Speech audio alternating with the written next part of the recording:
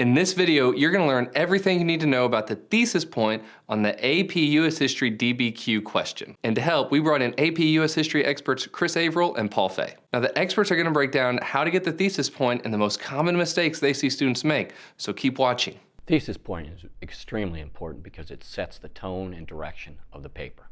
There's basically three things a student needs to do with their thesis. They need to establish a defensible claim, they have to establish a line of reasoning, and they have to evaluate whatever topic's being given.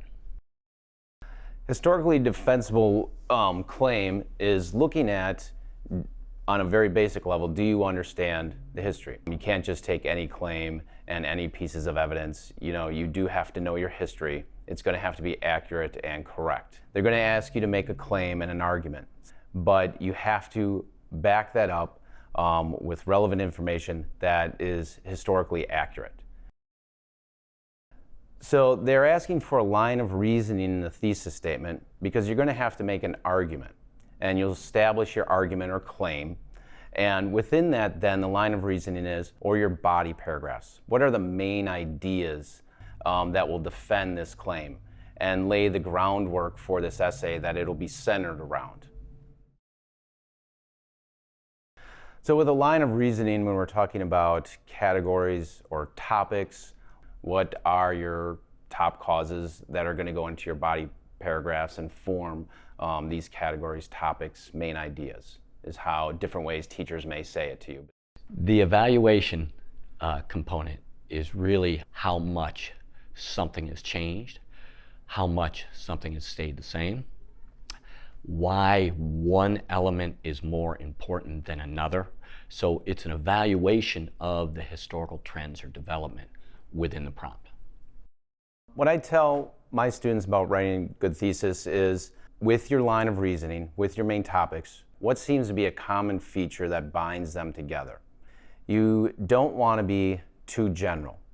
So for example, in some of the poor thesis there, they will state, just many causes, or there will be vague, sometimes saying political, economic, and social. You also have to be careful then, you don't want to go too specific and bring in specific pieces of evidence that you want to use in your body paragraphs. It's a little bit of walking a tightrope at times for students.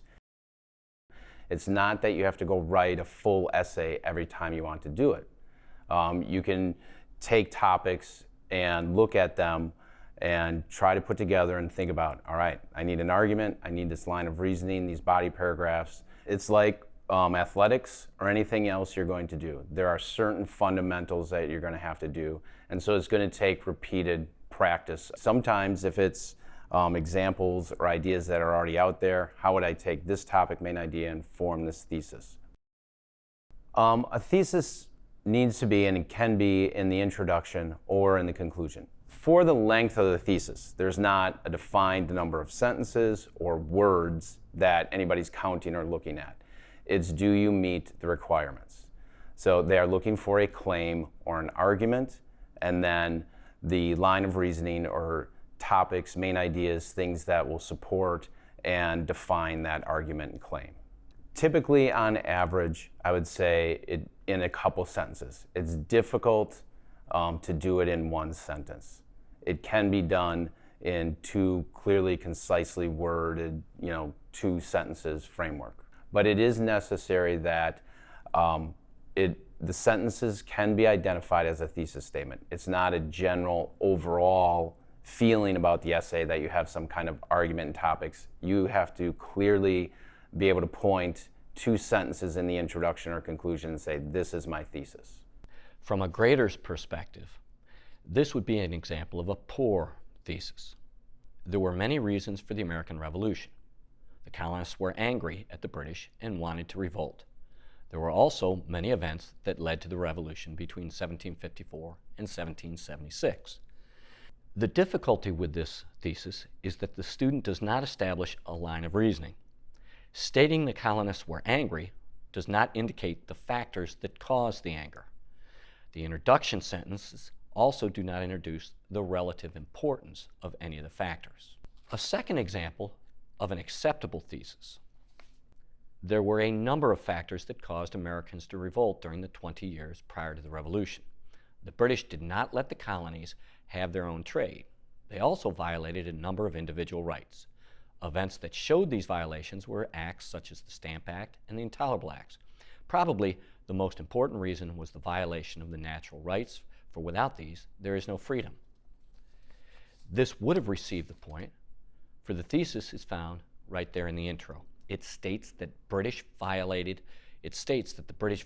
economic and natural rights, and states the relative importance by elevating natural rights by stating that there is no liberty without protection of natural rights.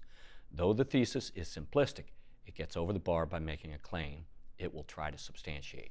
And the last and final thesis, which is an exceptional thesis, comes from Sample A. There is little doubt that the pushers of the revolution during the 2 decades before 1776 had numerous motives underlying their cause. The base foundation of the movement to revolution was a belief amongst many colonists that they enjoyed Englishmen's rights just like Englishmen in England. These ideas were spawned by the Enlightenment of the early 18th and were the philosophical underpinnings of the movement. However, the most significant cause of the movements towards independence were the economic benefits that such a revolution might bring: an end to British taxes and the ability to be economically self-sufficient. This is an exceptional thesis statement, for the student correctly identifies the underlying forces for the revolution as economic discrimination against the colonists and violations of Enlightenment principles by the Crown, and the student also maintains that the economic reasons for the revolting were more significant, thus pointing directly to the relative importance of the two factors.